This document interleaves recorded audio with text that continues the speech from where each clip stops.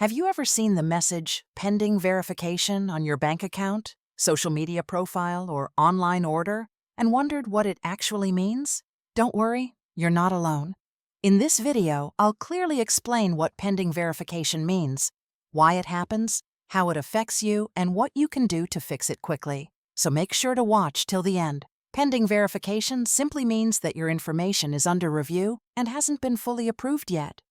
It's a temporary status used by platforms to confirm your identity, check the accuracy of your details, prevent fraud and misuse. This process is extremely common in today's digital world and is designed to protect both users and platforms.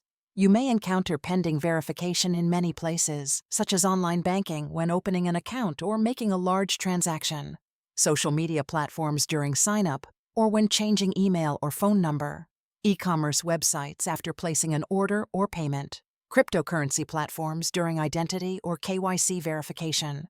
In all these cases, the platform is simply making sure everything is legitimate. There are several common reasons why verification remains pending: incomplete or incorrect information, missing documents like ID or address proof, data mismatch with official records, security or fraud checks, high verification requests causing delays. Most of the time, the issue is small and easy to fix.